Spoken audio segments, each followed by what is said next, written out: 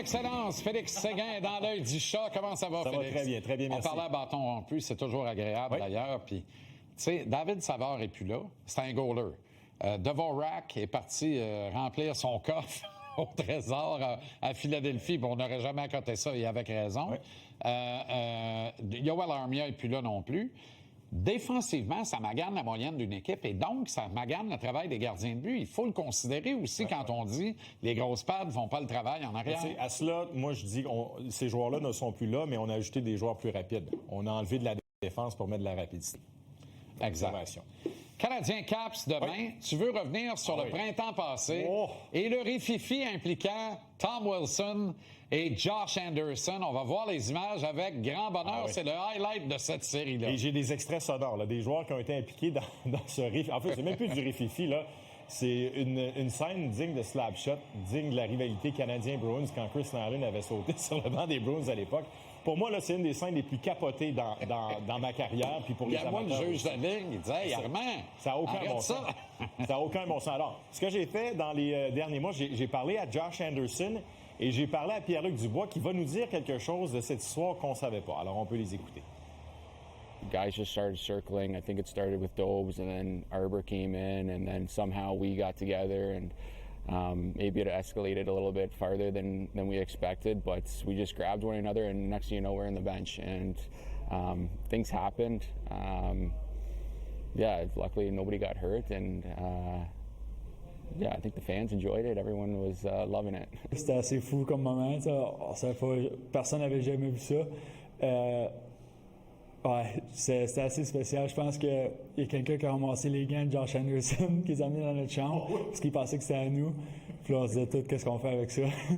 On les a redonnés finalement. Mais c'est un moment assez drôle.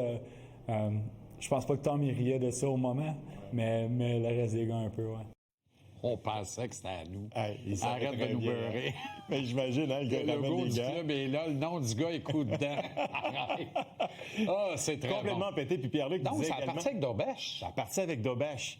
Parce que Dobèche était... Puis on va l'entendre, Dobèche, OK? Dobèche est assis au banc, ce match-là, OK? Puis là, il commence à narguer les joueurs des Capitals. Puis les joueurs des Capitals répliquent. Puis là, Montembeault se blesse. Dobèche embarque dans le filet, puis là, les joueurs des Capitals commencent à niaiser Dobèche, puis à le taquiner, pas à le taquiner, à le narguer. Là, arrive une pause publicitaire, Dobèche s'en va vers son banc, puis les joueurs des Capitals l'attendaient. Puis c'est là que ça a commencé.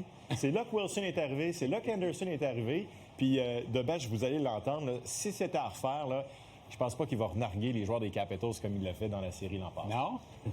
I feel like next year I will just keep my mouth shut because you never know. But I don't know, it was a good experience. But in playoffs, it was the whole series. Everyone was chirping, so I guess it's kind of natural. But it wasn't anything personal. It was just me trying to help the guys out and get involved because I didn't like the way they were chirping as they were up in a series. Après tout ça, ça aurait quasiment été le fun de voir Dobèche contre les Caps demain devant le filet, mais là, c'est normal de revenir avec ça. Mais là, imagine, là, quand Dobèche va affronter les Capitals, là, bon, avec ce qui s'est passé l'an passé, puis avec Dobèche, là, puis je veux pas revenir sur ça, mais quand il a pleuré devant les journalistes, là, penses-tu que les joueurs des Capitals vont y en parler à la tonne de son comportement dans un point de presse? Ils vont se moquer de lui comme ça n'a aucun bon sens. Attention, on pose aux commerciaux télé demain au Centre Bell. Bon, Washington reçoit Connor McDavid et les Oilers ce soir. Spencer Carberry est un furieux entraîneur-chef, un bon, un top, beaucoup de respect pour son travail. J'ai hâte de voir comment il va distribuer le temps de glace. Son club est magané, vieillissant. Ovechkin, après 3 jours de repos, a besoin d'une pompe de Ventolin dans le réchauffement d'avant-match. Il va avoir l'air de quoi demain? Parce que ce soir, t'aimes les stats avancées. Je suis curieux que tu me sortes la stats de possession de rondelles. D'après moi, Washington va courir après le puck toute la veillée. Ça use, ça. Et demain, c'est un adversaire hautement prenable pour le Canadien. C'est ça. D'accord avec toi. Et Edmonton a des choses à prouver. Ils se sont fait botter le derrière par les Sabres de Buffalo. Qui le crut? Tu sais, du côté des Capitals, la blessure à Pierre-Luc Dubois fait très, très mal. Il y a un énorme trou au poste de deuxième joueur de centre. Puis l'autre chose aussi... On connaît ça, nous autres. Oui, pas mal.